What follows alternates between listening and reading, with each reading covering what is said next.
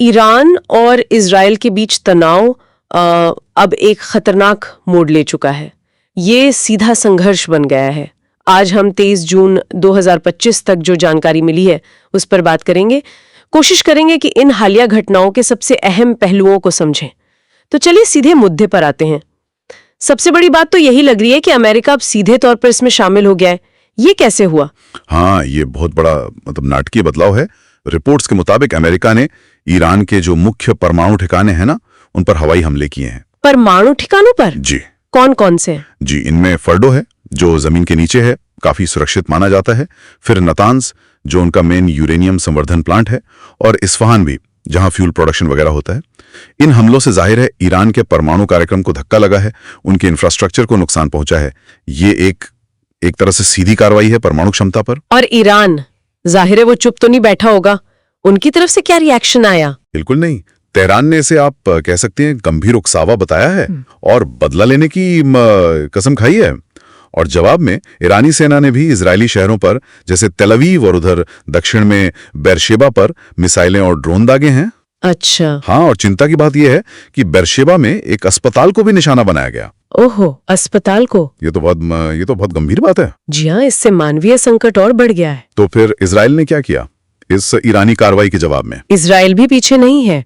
उन्होंने भी ईरान के अंदर जो मिसाइल और ड्रोन लॉन्चिंग साइट्स हैं उन पर हमले जारी रखे हैं। और साथ ही इजराइल ने एक बड़ा दावा भी किया है।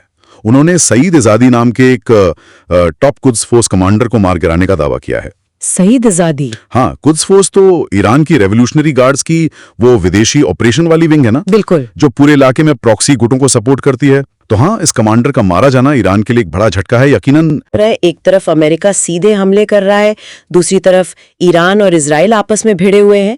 इसमें अमेरिका की बड़ी तस्वीर क्या है, मतलब उनकी रणनीति क्या है और बाकी दुनिया क्या कह रही है? देखिए, ये चीजों को और पेचीदा बना रहा है। अमेरिकी राष्ट्रपति ट्रंप के जो बयान आए हैं उनसे ऐसा लग रहा है कि वो ईरान में सत्ता परिवर्तन का संकेत दे रहे हैं। सत्ता परिवर्तन? जी। अब ये सिर्फ बयान है या वाकई कोई जमीनी रणनीति है, ये देखना होगा।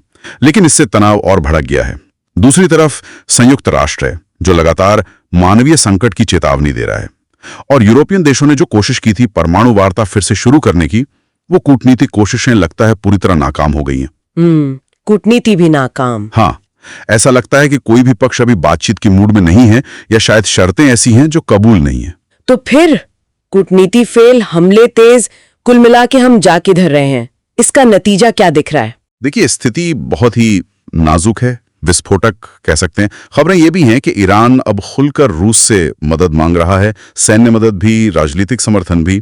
और साथ ही ईरान ने धमकी दी है कि वो मिडिल ईस्ट में अमेरिकी ठिकानों के खिलाफ बड़े पैमाने पर जवाबी कार्रवाई करेगा। अमेरिकी ठिकानों पर? जी। अगर ऐसा होता है तो ये संघर्ष बहुत तेजी से पूरे क्षेत्र में फैल सकता है। दोनों तरफ से हताहतों की खबरें बढ़ रही हैं और तनाव कम होने का तो कोई संकेत फिलहाल नजर नहीं आ रहा। ऐसा लग रहा है कि ये पूरा क्षेत्र एक बड़े युद्ध के मुहाने पर खड़ा है, शायद पहले से भी ज्यादा विनाशकारी युद्ध। तो संक्षेप में कहें तो अमेरिका सीधे संघर्ष में है, ईरान और इजराइल के बीच खतरनाक जैसे को तैसा वाली स्थिति है, कूटनीति के रास्ते बंद हैं और एक बड़े क्षेत्रीय युद्ध का खतरा सच में मंडरा रहा है। बिल्कुल। और यहाँ एक सोचने वाली बात यह है जिसे हमें ध्यान में रखना चाहिए।